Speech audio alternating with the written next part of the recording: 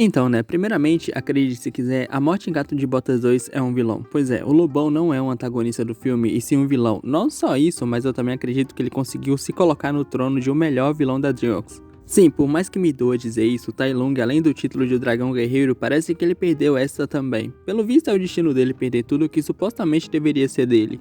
Mas só chegar aqui e jogar essa opinião é fácil. Primeiramente, me deixa te mostrar o porquê esse cara, vulgo o Lobinho, é o melhor vilão da DreamWorks, na minha opinião. Mas antes que eu me esqueça, eu sou Tortos, mas você pode me chamar de Tortinho se quiser. Dito isso, vamos começar pela apresentação de um vilão. Querendo ou não, a primeira vez que você vê um vilão e quando ele aparece é importante. É literalmente o personagem deixando a marca dele enquanto mostra que veio. E se o Tai Lung simplesmente mostra pra gente o que falavam dele quando o filme começou não era exagero, o maldito do lobo simplesmente chega destruindo tudo que a gente aprendeu no começo do filme sobre a lenda do gato de botas. Uma das coisas pelo qual o gato é conhecido é pelo fato de que uma lâmina nunca tocou ele, então chega o lobo e caceta a lâmina dele no gato. O gato se gaba de nunca ter sangrado, o lobo chega e tira sangue do gato, isso sem contar com o fato de que isso é um filme infantil. Então mostrar sangue assim já revela como o maluco não tá pra brincadeira e como esse vilão é diferenciado. E pra fechar com chave de ouro, se no começo do filme o gato se gabava por nunca ter sentido medo, o lobo taca todo o medo possível no rabinho do gato. Não é à toa que ele sai fugindo sem pensar duas vezes. Porém, destruir tudo que a gente acabou de aprender sobre o gato de botas não é tudo que esse personagem entrega. Quando ele aparece pela primeira vez, o clima da cena muda totalmente, o ar de terror, desconforto e medo toma conta do lugar. Você sabe que esse personagem é diferente, principalmente quando o gato tinha acabado de enfrentar literalmente um gigante e você simplesmente não se importava, não sentia medo pelo gato, mas quando chega esse lobo, as coisas são diferentes. Não era pra ele ser tão ameaçador assim, principalmente dado o histórico de inimigos que o gato já enfrentou. Isso faz com que você ficasse com o pé completamente atrás quando você vê esse lobo. Até o próprio gato fica meio só que ele também se sente desconfortável na presença do lobo, isso sem falar naquela cena final, onde ele vai tranquilamente atrás do gato enquanto debocha dele. Mas antes de continuar, olha bem pra cara desse corno, enquanto ele tá cacetando o gato de botas, olha a cara de satisfação do Aspira. Olha bem a cara de prazer que ele tá sentindo e como ele tá aproveitando cada segundinho de tudo isso, como ele sabia que podia acabar com a luta ali mesmo, naquela hora, mas ele não faz, e por que ele não faz, você me pergunta? Meia-noite eu te conto. Só que enfim, depois disso, o lobo aparece à prestação, só que coincidentemente, quando ele aparece tem meio que dois requisitos pra isso acontecer. A primeira vez é quando o gato volta com a arrogância que ele tinha antes de encontrar com o lobo. É como se ele tivesse esperado exatamente o momento em que o gato volta a ser o antigo ele, só pra aparecer e lembrar o gato de botas de que quem tem cu tem medo. A segunda vez que ele aparece é na hora que tá rolando o maior abate que eu já vi em um filme de animação, ou pelo menos dentro desse filme aqui. É o momento em que o gato tá com altas chances de morrer, então o assobio, aquele maldito assobio começa e quando o gato olha pra trás, lá tá ele, o lobo. Depois disso, o lobo aparece na cena que eu considero onde muda tudo nesse filme e também a cena que foi responsável por tornar esse personagem o melhor vilão da DreamWorks pra mim, pelo menos. Depois que o gato percebe que as antigas vidas dele, ou como o lobo gosta de chamar, as antigas mortes do gato, enfim, depois que ele percebe que elas são imbecis, o lobo aparece de novo pro gato, detalhe que ele aparece aqui de uma maneira assustadora, ainda mais assustadora do que lá no começo. Isso tudo enquanto ele destrói as vidas passadas do gato, e você vê como ele destrói aquilo com ódio, sabe?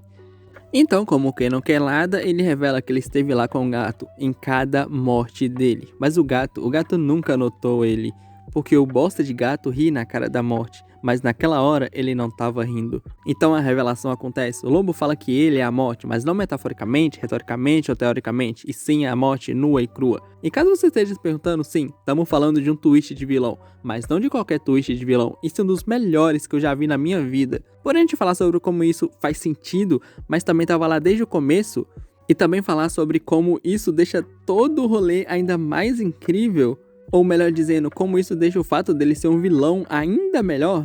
Tem um momento em que o gato questiona o lobo por que ele tá ali, por que ele tá atrás do gato sendo que ele ainda tá vivo. E aí, meu amigo, o lobo, ou melhor dizendo, a morte, revela que ele não é um fã de gatos, e ele sempre achou a ideia de 9 vidas ridícula, mas ele relevava, eram coisas da vida. Porém, o bosta de gato era uma exceção àquilo tudo. Ele odiava aquele gato especificamente porque ele nunca deu valor pra nenhuma vida, ele não se importava com nenhuma delas, ele simplesmente se achava imortal, era só um arrogante que pensava ser melhor que a morte, e isso irritava a morte. Então a própria diz que já que você é um idiota que não aprende com seus erros, vamos fazer um favor pra nós dois e vamos cortar fora essa última vida de uma vez? Sim, a razão pela qual ele tá atrás do gato não é porque ele é uma força da natureza ou porque tá na hora do gato virar estatística, era simplesmente porque ele queria. Ele fazia o que fazia porque ele queria fazer aquilo. Ele odiava o gato por se achar melhor que a morte. Ele não estava fazendo tudo isso porque ele tinha que fazer um trabalho dele ou coisa do tipo. Era sim porque ele queria muito aquilo. Era um desejo muito grande dele. E se a gente voltar na primeira aparição do lobo, você percebe como ele tá feliz em cacetar o gato. Como ele tá se apreciando e saboreando cada segundo dessa situação. Porque ele esperou pacientemente por esse momento. A razão para ele não macetar o gato de vez ali mesmo é porque não teria graça. Ele queria se divertir com o sofrimento do bosta de bosta. Afinal, ele passou todo esse tempo vendo o gato de bosta desperdiçar tudo, então agora ele não ia acabar com aquilo tão rápido, ele queria saborear, ele adorava aquilo tudo. A morte adorava o medo que o gato estava sentindo e queria aproveitar cada segundo disso, porque como a própria morte diz, ela adora o cheiro do medo. Lembra que eu disse que depois disso ele aparece a prestação? Então, e lembra que eu disse que esse twist dele ser a morte não só faz sentido como também é muito bem colocado no filme? Na primeira cena ele diz pro gato, todo mundo acha que pode me vencer, mas ninguém me venceu ainda. Porque ninguém vence a morte, ela chega pra todo mundo de um jeito ou de outro. Na segunda vez que ele aparece é quando o gato volta a agir de forma arrogante, então justamente nesse momento que o lobo volta e lembra o gato de que agora ele tá fudido, meu parceiro. E na cena em que ele reaparece no meio da confusão é quando o gato tá em uma situação de vida ou morte, uma situação de morte, onde ele pode morrer, ou seja, a morte estava vindo literalmente até ele. E é por isso que só o gato vê ele durante essas duas cenas específicas. Porque o gato não tava nem aí pros outros, ele tava focado no gato de bosta. A morte, ou o lobo, chama como quiser, era um vilão do começo ao fim. Mesmo ela tendo lá suas motivações, ainda assim faz o que quer porque quer. Ele podia sentar e esperar o gato desperdiçar a vida dele, mas ao invés disso ele quer pegar essa vida com as próprias mãos. Ele se diverte com isso, como se fosse uma redenção pela raiva que o gato fez ele passar. Ele ri do gato, ele debocha e humilha o bosta de gato toda hora que ele quer, só porque ele quer. Simplesmente porque ele odeia esse maldito gato. E assim, eu vejo muita gente não gostando que ele deixou o gato viver no final, mas pra mim isso é o que torna tudo ainda melhor nesse personagem. Porque ele não desiste por redenção de vilão ou qualquer besteira que você e eu tá acostumado a ver ultimamente. Ele deixa o gato viver pela simples razão de que aquele não é mais o gato que se achava arrogante e imortal. Aquele não era o gato que desperdiçava a vida enquanto debochava da morte.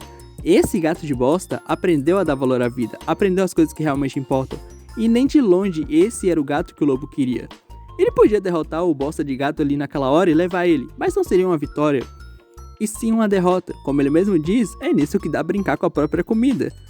Então o lobo vai embora, não porque teve uma lição de moral ou porque perdeu ou coisa do tipo. Na real, de um jeito ou de outro, ele ganhou.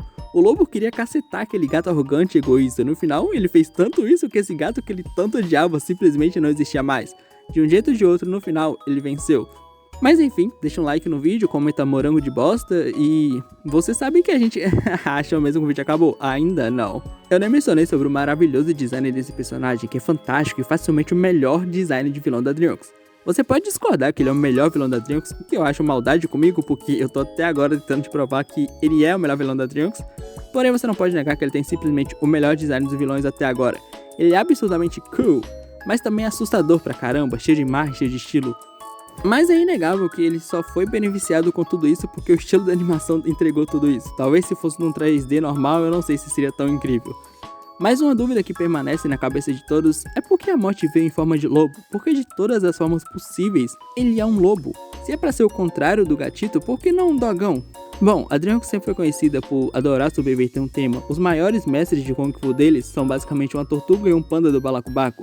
O herói que acaba com a guerra entre humanos e dragões não é um escolhido abençoado pelos deuses, sim um moleque magrelo e catarrento. O herói da história não é um príncipe, sim um ogro. Os caras maus não são realmente maus. Mas o que aconteceria se a DreamWorks invertesse isso? E se ao invés de subverter um tema, eles usassem isso ao pé da letra, só que com um toque especial? E se o inimigo do gato de bosta fosse basicamente o contrário dele, porém com um upgrade? Pra quem não sabe, dogs são basicamente uma versão nerfada dos lobos. Não é coisa da minha cabeça não, é biologia. Mas como eu odeio biologia, essa eu vou deixar você pesquisar um pouquinho melhor, se você quiser. Mas resumindo é isso, o contrário do gato seria um cãozinho, mas isso já é manjado, já é esperado. Então a DreamWorks foi lá e pegou uma versão melhorada. Como eu disse, e se a DreamWorks parasse de subverter temas e basicamente abraçasse eles? E qual é o animal das histórias que sempre foi visto como vilão? Desde que você se conhece por gente, é aquele animal que tá ali pra te assustar. Quem faria Chapeuzinho Vermelho ter medo se não fosse o lobo mau? Quem faria os 3 porquinhos ter medo se não fosse o lobo mau? Quem faria o gato de botas sentir medo se não fosse o grande lobo mau? Mas é aquilo, né? Essa é a resposta legal pra isso. A real mesmo é que lá no fundo alguém chegou no vidinho das pessoas engravatadas da DreamWorks e disse: nada vende melhor do que um lobo furry.